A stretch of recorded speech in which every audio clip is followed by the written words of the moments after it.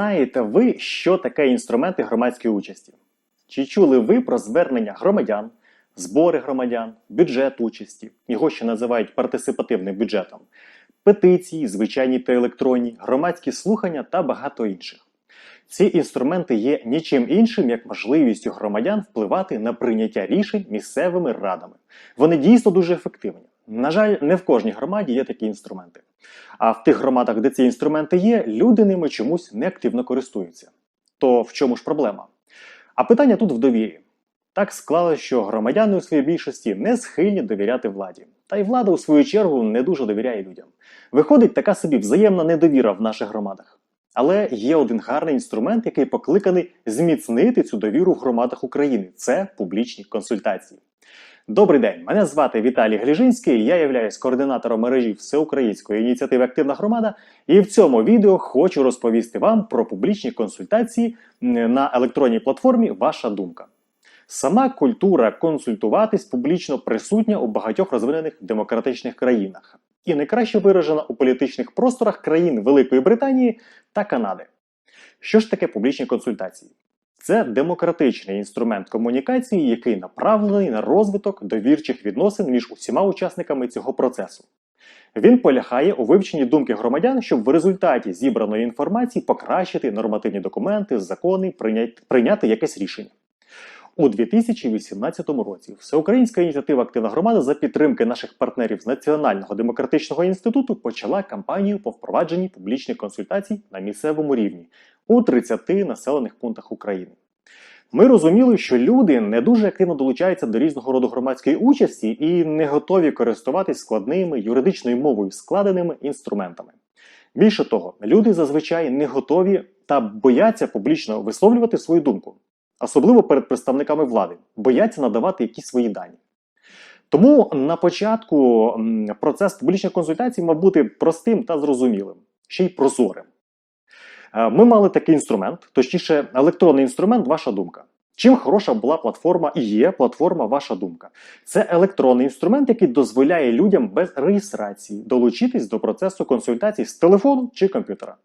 Дякуючи простому інтерфейсу, люди анонімно, всього за 30 секунд можуть висловити свою думку. Тут скептики скажуть: і що? А як ви знатимете, що до консультації долучились люди саме з вашої громади, а не, наприклад, з Мінську? Відповідь проста. Вона полягає у формі звернення та об'єкту консультації. Далі я поясню, що мається на увазі. Ми стартували нашу кампанію. Як виявилось, публічні консультації зацікавили представників влади багатьох населених пунктів. Тут також варто згадати координаторів мережі. Дякуючи їх активній діяльності, у громадах почали проводитись публічні консультації. Влада запитувала у мешканців їх думку щодо таких питань громади, які впливають на комфорт проживання та безпеку людей. Інколи піднімались питання, що стосувалися стратегічного розвитку громади. Наприклад, у Дрогобичі. Влада радилась із громадянами, а який же туристичний слоган міста обрати краще серед тих, який пропонувався.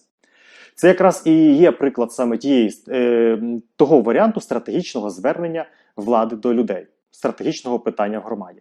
В результаті консультації у міста з'явився туристичний логотип та слоган, які стали туристичною візитівкою Дрогобича. В Кропивницькому запитували людей, які породи дерев краще висаджувати в місті. Громадяни обирали серед різних порід. В результаті люди висловились на підтримку липи, а влада ці липи відповідно висадила. Схожа консультація була в Рубіжному, Луганська область. Влада радилася із людьми щодо того, які дерева краще висадити на місце тих, що були пошкоджені вітром, бурі напередодні. Люди обирали, чи знову висадити тополі, які були пошкоджені, чи все ж якісь інші породи дерев. В результаті консультації було висаджено клени та берези, як і хотіли мешканці. В Ужгороді запитували, чи доцільно перейменовувати вулицю Героя Мейсароша на вулицю Антона Кашая. В результаті громадяни висловились за перейменування, і влада прийняла відповідне рішення. Як ви бачите, питання консультації обирались досить прості, але такі, що є дійсно важливими для людей. Питання були неконфліктними, і всі варіанти відповідей були направленими на покращення, на вирішення проблемного питання в громаді. Тут вам і відповідь на те, чи будуть долучатись представники інших громад до консультації у вашому місті. А який в цьому їм сенс? Який інтерес одеситам вирішувати питання перейменування вулиці в Ужгороді? Та й навіть якщо і долучиться хтось із іншого регіону, ніякої шкоди він для громади не здійснить. А дякуючи тому, що участь у публічній консультації анонімна, без реєстрації, люди набагато охочіше долучаються. Тут варто ще раз згадати скептиків, які скажуть, а що ж це за питання такі? Дерева, перейменовані вулиці. Шановні скептики, а чому ви вирішили, що ці питання є неважливими? Ось інший приклад, коли в людей не питали. В одному відомому місті влада захотіла зробити добро для людей. З парку, де гуляли батьки з немовлятами на візочках, вирішили прокласти доріжки, щоб люди не ходили по брудному ґрунту. Доріжки проклали. Тепер в парку на основних маршрутах прогулянок немає бруду. Але і батьки там теж не гуляють, бо доріжки проклали з бруківки, із-за якої візочки ті несамовито трусить і малеча лежить неспокійно. Ну що ж тепер, перекладати? А гроші хто поверне? Цілком можливо, що публічні консультації вирішили би багато питань з цими доріжками. Тому я скажу так. Великі подорожі починаються з маленьких кроків. Звичайно, що в майбутньому хотілося б, щоб серед населення були популярними консультації і щодо більш складних питань в громаді. Як от щодо ведення підприємницької діяльності, комерційного будівництва, виділення фінансів тощо. Але то вже має бути на базі складніших інструментів та на базі вищого рівня довіри між владою та громадянами. В результаті за 2 роки нашої кампанії у 25 громадах стартувало 56 публічних консультацій. 30 з цих публічних консультацій вже реалізовані.